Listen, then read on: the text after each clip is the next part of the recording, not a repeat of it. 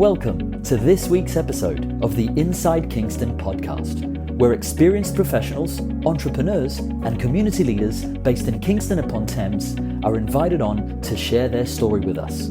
I'm your host, Amir Rocha-Lima. This week's episode of the Inside Kingston Podcast is brought to you by Holland Harnham Wills, a financial planning and wealth management firm based in Kingston upon Thames. Holland Harnham Wills specialises in retirement planning for senior professionals and successful business owners. Visit hhw-uk.com to start feeling more relaxed and confident about your financial future. Thank you for joining us for another episode of the Inside Kingston Podcast. I'm joined today by John Rose. John is the founder of John Rose Eye Care, an independent optometry practice delivering a full range of eye care products here in Kingston. What's unique about John is how a serendipitous encounter led him to choose optometry as a career instead of medicine, and how this has led him on a path of lifelong learning. And be sure to listen to the end, where John shares with us some tips on how to look after our eyes through an appropriate diet and how to choose appropriate eye care, especially for children. So, whether you're interested in knowing more about optometry or would like to know more about what it takes to run a successful independent business, then I hope you enjoy this episode of the Inside Kingston Podcast.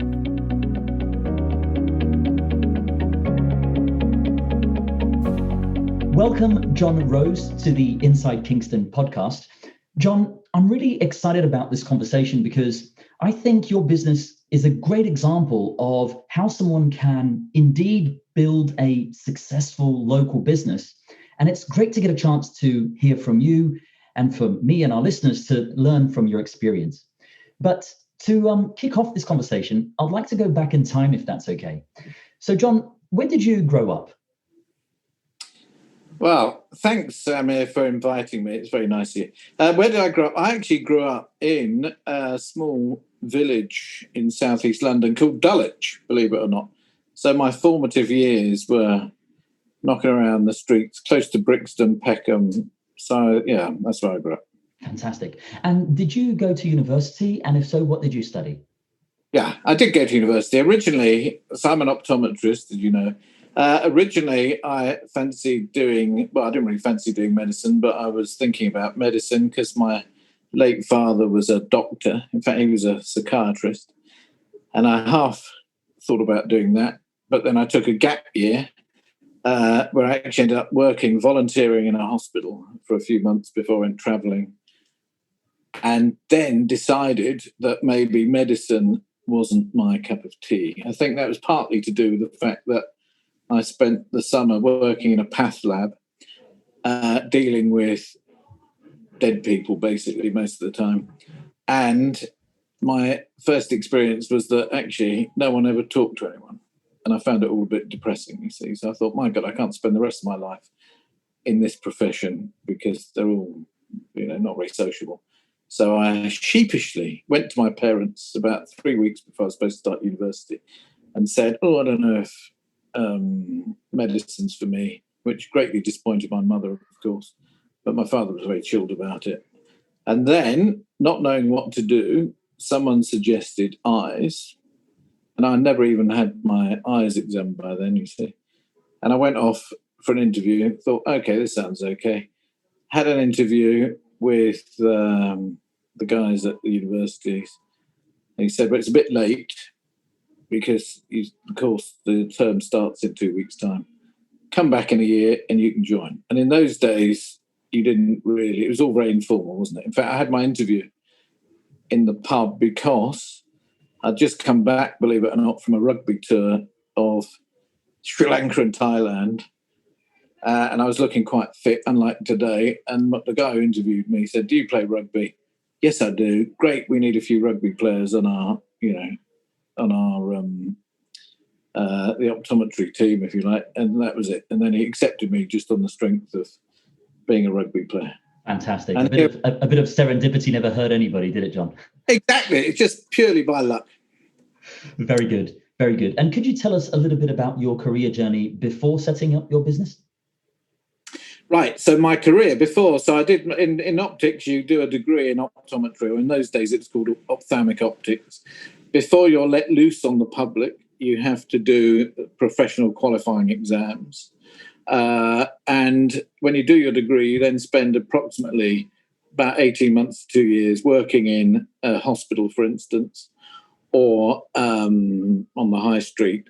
And during the course of that year, you do your exams, and then if you pass, you're let loose on the public. And I was lucky enough to spend my what's called a pre-reg year in split between the contact lens department at Moorfields Eye Hospital and a very good independent practice based in southeast London. Oh, wow. So I did that.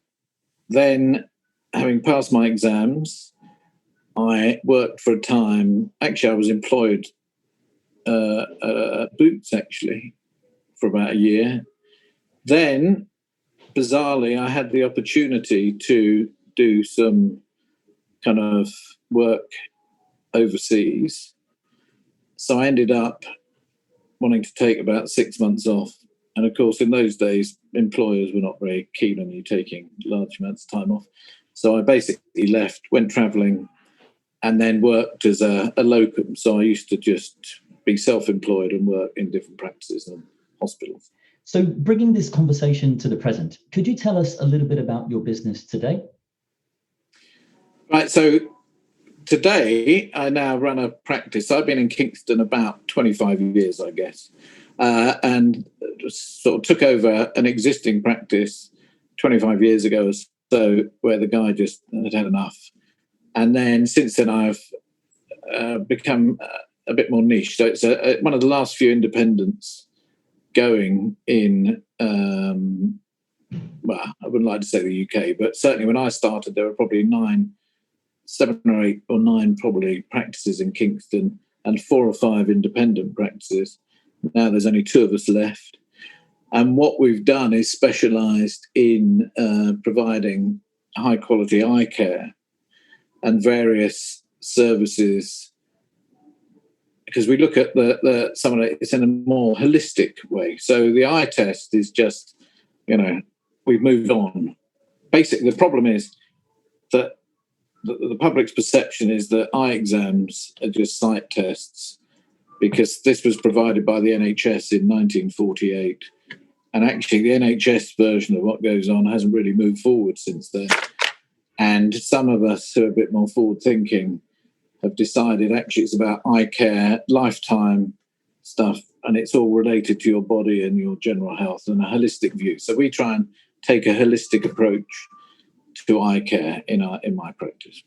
That's really interesting. And actually, on that same vein there, John, I just as a parent, and I know there are many of our listeners who are parents too, I think it's in that sort of first holiday that you go with your kids to the beach that you might buy a pair of sunglasses. And I, for one, just before buying that first pair of sunglasses, I thought to myself, what is it? What lens is this? And what quality am I actually putting in front of my 4-year-old little girl's eyes? And that really played in my mind, which made me do some research. And I just wanted to ask you, could you just tell us, both for adults and obviously for the parents here, for their children as well, just a little bit about the importance of good quality and appropriate eyewear from an early age, I guess. Yeah, well, actually, that's a very interesting point, because most of the damage is done from light. I mean, we need light. Light is essential to our well-being. So we mustn't be terrified of sunlight. And in fact, in today's environment, it's very important, because with COVID, there's all this talk about vitamin D deficiency, etc. And as parents, I think sometimes we can be overcautious and not let our children go out in the sun. But as far as eyes go, you do need a certain amount of light, because those, especially blue light in the morning, sets up your circadian rhythms, for instance, and regulates your body clock. So light is important. However, in very young children, the lens in the eye that does the focusing is very transparent. So it doesn't actually block out any of the wavelengths of light that can cause damage to the eyes. And it's not probably doing that until you're about 18 or 19. Wow. So we think that probably about 50% of the damage done of your lifetime is done by the time you're 18. Okay. Wow. Because the lens lets through so much light. So it's always important to have good quality sunglasses. I mean, in theory, in the UK and in Europe, all sunglasses are CE marked, have minimum properties, so they should block out all the UV. Interestingly enough, Zeiss, we tend to only use Zeiss lenses in our practice, and Zeiss didn't patent but invented a process a few years ago that they left as open source, which means that even their transparent lenses, clear lenses, are still 100% UV blocking. Wow. So you can get now ophthalmic lenses that are transparent but have still got the same effect with the UV as a sunglass. So decent quality sunglasses, even better if they can be polarized, because that cuts out all the reflected glare. And obviously well-fitting ones with sunglasses that, cover the whole of the eyes. And actually you also get light coming in from the sides behind. So how they fit and wrap around the face is important, especially with young children. So that's a valid point. And actually, another thought that's just popped into my head is that decent lenses, contact lenses, especially if I'm allowed to name a brand, Johnson & Johnson, all their contact lenses have got UV inhibitors. So they got, they cut out 98% of the UV. So there's another option. And if you're talking about, that is interesting. And if you're talking about kiddies as well, and young people, the other thing you've got to think about is myopia and the development of becoming short-sighted. And now you can do something about that by slowing down the progression of myopia. So that's something that 20 years ago we weren't really aware of. And now there are products that are licensed and can, being studied to slow down the rate of myopia in young adults and children. Oh, that's really interesting. And thanks for sharing some of those tips, John. That's much appreciated. In fact, sort of just on that same subject, over and above lenses, just are there any tips or any measures you think our listeners should take to be able to just try to maintain great eye health? Absolutely. Right. And it's pretty easy, actually. So what's good, remember, your eyes are actually an extension of the brain. Okay. So the eye is an outgrowth of the brain. And the point of the eyes and your brain is to basically, the body is a sort of sophisticated life support system, and its function is to transport your brain around, isn't it? So you can make sense of the world. So I always think that, the purpose of our eyes is that we can derive meaning from what's around us and then make decisions on that. So, and basically what's good for your eyes is good for your heart, is good for your brain. So unfortunately, it comes down to the same stuff. It's about exercise is key. So exercise is one of the most important things, especially with people like who've got macular degeneration, glaucoma, some of these things. It's well proven that exercise is good for your health. Diet is very important. So eating as many plant-based foods as possible. Ideally, you need probably 30 different types of plants in a week if you can. Cutting down on sugars is important. Processed foods, probably, if possible, you should avoid processed food, shouldn't you? So, we demonize things like butter and natural products, meat. But if it's grass-fed, if it's organic, it's healthy. So there's a lot of studies on this all the time. So basically, anything that's processed, steer clear of. If it's natural, great. Smoking, obviously, is a big no-no. So smoking is one of the worst things. Alcohol is probably not good for you, but it's part of our culture. So the old glass of wine probably doesn't do you any harm. And actually, you've got to get the balance between being stoic and miserable or enjoying yourself and dying early. Who knows? Yeah, absolutely. And John, I think what's fascinating for me so far in this conversation is that it goes right back to a point that you mentioned earlier in the show, which is that taking a holistic approach to eye care, and just even thinking about that when one thinks about their own eye health, is just much more interesting than just thinking, oh gosh, yeah, it's that time of the year, let me go get an eye test. There's just so much more component parts to it. And as you said, it's a holistic view of just your general well-being and health, isn't it? Absolutely. And it's interesting because this time last year, in fact, December 19, I was in Rome just before Christmas on a conference about macular degeneration, which is basically the eye wearing out as we age. And in this conference, instead of just talking about eyes, they spent half a day or maybe 3/4 of a day discussing, believe it or not, the gut microbiome. Wow. And how inflammation in your gut causes inflammation in the rest of the body. And it's all interconnected. So you get inflammation in the eye, the brain. So there's a lot of this stuff with aging. It's basically the chronic diseases of aging are mostly to do with inflammation, generalized low-level inflammation in the body, which then sets up these cycles of oxidative stress, etc., etc. Really interesting stuff, John. If I may switch gears on you slightly, I came across your business, obviously, like most people do. I think you're a feature in Kingston, but recently I've also noticed that you guys are really good at telling your message in a really human way through social media. And I just wanted to pick your brains, really, for our listeners who are small business owners too. I just wanted to see if you could share, how do you think about using social media? How do you think about telling your story through those social media channels that are available? Yes, that's a very interesting question. Right. And I've got to put my hand up and say that actually I delegate to a member of staff. So actually, in my case, Christine, who I think you've spoken to, was doing our social media. And I give her input and ideas and, information to talk about. And then I leave the actual nitty gritty to her or to a member of staff. So I tend to delegate it. But I always have regular meetings with all my staff every day, or, we have bang our heads together to try and get the messages out there. And I spend most of my time actually on conferences or learning or about the latest innovations and what's out there in research, and that's how it all feeds back into these posts. Yeah. So we try and keep up to date. It's an evolving thing all the time. Yeah, well, you're not alone. I mean, in our business, although I am fairly active on social media as a business, for the business message that we put out there, we also delegate that. So, I think that's maybe probably the biggest lesson in this part of the chat is there are professionals out there, either internally or that you can outsource, that can actually run these social media campaigns or a brand awareness campaign through social media, with you just putting your expert input into whatever that's going to feed that machine. So that's a great tip overall.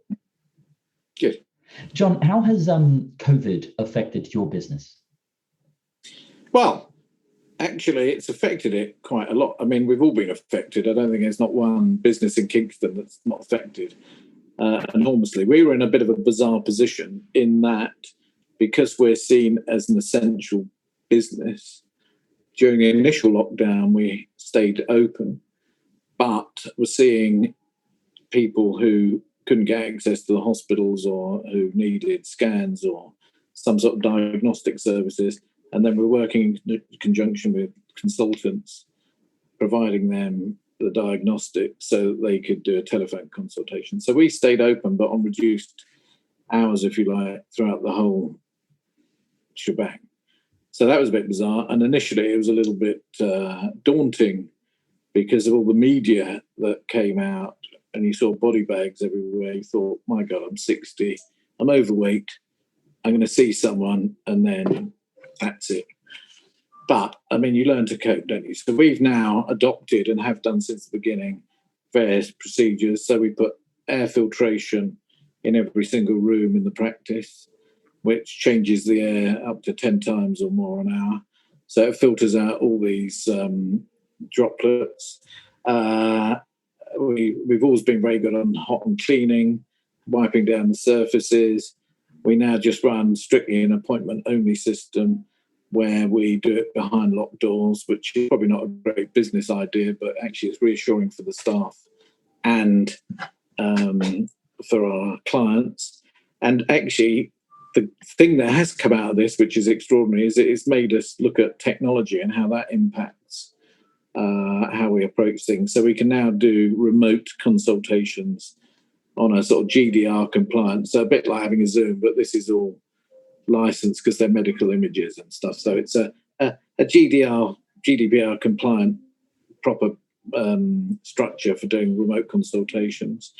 We're implementing distancing during the eye exam and the diagnostics.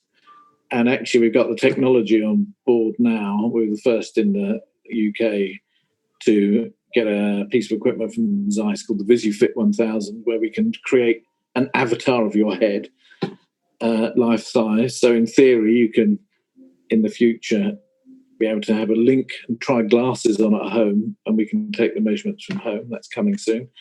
But currently that's affecting us or impacting us because we can now make the glasses far more accurate than we ever could. So that's something that's sped up. We've also got ultra wide field imaging in the practice, which can be done from a sort of safe distance as well. So we can get a view of the whole of the inside of the eye in real colour, true colour, and ultra high definition, which then means we can see inside your eye without doing that very long face-to-face up-close consultation on the slit lamp if you ever had your eyes examined. And we're also getting another piece of equipment soon which will enable us to do kind of binocular guided refractions, which can also be socially distanced. So I could, in fact, in theory, test your eyes. I could be sitting, at my home or on a beach somewhere, and I could probably examine your eyes remotely if needs be. So wow. It's it doesn't work for everyone because there's some people who've obviously got very complex needs. You still need that one-to-one contact. But there are others who it might work or it will work very well. So there's, we've adapted the way we work. Yeah. And probably sped up that process. So it's quite interesting, actually. It's quite innovative. Oh, that's great. It's improved the way we care for people as well. Yeah. Well, hats off to you guys for, as you said, bringing in all that knowledge that you pick up at conferences and out of the academic studies that are out there and actually implementing it here in a local business. So that's fantastic to hear that, John. John, what are some of the key business lessons that you've learned throughout your life? The key business lessons. Well, I'm not really a businessman, actually, to be fair. I'm more of a clinician who runs a business. And if I was a businessman, I'm probably, I wouldn't regard myself as successful in any stretch of the imagination. But, I think you only get anywhere by hard work, don't you? That's one of the... And you've got to apply yourself. Hard work. Do your research, I think, is one of the key things. But again, and you've got to balance that with sometimes seeing an opportunity and thinking outside the box. So, you've got to keep yourself open-minded to change. So I'm a great believer in not necessarily, I tend to like just look at problems and say, hang on, can we do this better? Rather than leave things as they are and say, well, we've always done it this way, we're going to keep it the same. So we say, can we break something and then put it back together, make it better than it was before? So we try and lead, you see, and take and innovate in all aspects. And I try and get my staff to adopt the philosophy and myself of being the best you can be. So we always try and be the absolute best we can be. Good enough is not good enough. That's obviously a hard thing to live up to, but that's how we try and do it with eyes. So it's about a pair of glasses or contact lenses that we want you seeing and optimizing your vision, not it's good enough to whatever. That's what we try and do. I like that a lot, John, and I second that. We definitely try to implement that same philosophy in our business. Good enough is not good enough.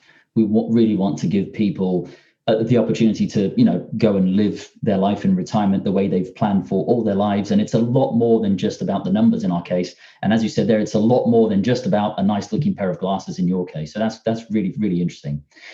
When you look back at your career journey to date, what are you most proud of? Gosh, what am I most proud of? I think when I look back, I think actually implementing some of the treatments we've done. So there's a few things we've implemented that we've been the first, probably certainly in the UK, but if not the world, in implementing groundbreaking strategies. or treatments for people. That's probably the things that I'm most proud of. One of the things I'm probably least proud of is spreading the word that I'm doing these things, actually, because you tend to be very insular, don't you, if you're running your own business, and you're stuck inside a bubble, and then you don't always get your message out there. But yeah. Very good. And what next for you and your business? I know you've shared already some of the new technology that you're bringing into the practice, but are there any projects in the pipeline that you can tell us about? But without breaking the secrets of commercialism. At the moment, well, the big project we've got on at the moment is this avatar and the remote imaging. That's our short-term big project. I suppose in a longer term, it's actually looking at a strategy for, exiting. Not that I want to exit, actually, because I still get a kick out of what I do. So actually, every day I come to work, I'm still learning something, and I still enjoy what I do, which is fortunate.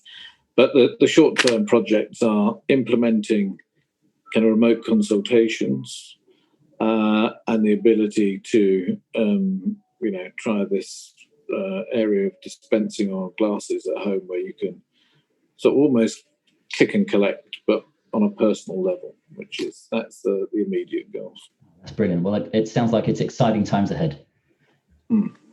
As we start to wrap up, I'd like to ask you a few quick fire questions that our listeners are always interested in. So, John, what do you do to relax outside of the office? Yeah. What do I like to do outside the office? Actually, I just realised, my God, all I do outside the office is what I do inside the office. So instead of relaxing at home, when I relax, I'm actually on PubMed looking up some piece of research or going to a conference somewhere. So I've probably got no social life whatsoever, is what I came to that conclusion. I mean, occasionally I do watch a bit of TV. I like to exercise, actually. So if I can, I try and do a bit of sport. I like cycling. I go for walks. But yeah, most of it has, I think the majority of my time is spent up looking at bits of research and keeping up to date. Because the whole industry and neuroscience and all the embedded things to do with eyes is evolving so quickly. It's almost a full-time job just keeping up with the latest developments, actually, which doesn't give you much time for anything else. Yeah, absolutely. Are there any books that you've recently read that you could recommend to our listeners? Yeah, I'm reading a great book at the moment, but it's about actually macular degeneration, which is fascinating. But I don't think your readers are going to enjoy it. It's written by an American ophthalmologist who's taken all the evidence for the last 150 years on eye disease and basically has pinged it pretty much down to diet, actually. Wow. And processed foods. So he's looked back at all the evidence, and it's really fascinating how processed foods, sugars and stuff, since probably the 30s onwards, have influenced our health and well-being. But I mean, it could be quite controversial, couldn't it? But I'm finding that really. But I don't think your listeners will want to take that as bedtime reading, unfortunately. Fair enough. And are there any movies or TV shows that you've recently watched that you'd recommend to our listeners? Well, I did get into Breaking Bad, actually. So good. But I mean, that is a classic, isn't it? And I have to say, I do have a liking for Succession with Logan Roy. So I'm waiting for the next series of Succession to come out because I think that's very well written. And the character Logan Roy, who's not that politically correct, sort of appeals to me in some respects. Very cool. Finally, where can people go to find out more about you and your business? Good question. Probably the easiest way is to go to our website, which is www.johnroseeyecare.co.uk, quick plug. And there you can find all the latest up-to-date information. We try and do a blog regularly to give all the latest news. We send out, emails when I've been to a conference with all the updates about health and nutrition that I think are important. So the website's the first point of entry, I'd say. That's fantastic. The old-fashioned way, you can pick up the phone and ring us as well sometimes. So. And for the benefit of our listeners, I'll make sure that I add the link to those resources to the show notes. John, thank you for joining us here on the Inside Kingston podcast. It's been a pleasure getting to know your story. Yeah, well, thank you very much for inviting me. That wraps up another episode of the Inside Kingston podcast. Make sure to check out our guests' website, pay them a visit, and help spread the word about what they're doing. If you have any questions or know someone who should be a guest on the show, please feel free to get in touch. I would also love it if you could go to iTunes and leave us a review and a 5-star rating. We work hard to bring on some great guests, and getting a review from you is one way to help the podcast rate well on iTunes so that others can find and enjoy the show too. Thanks for listening.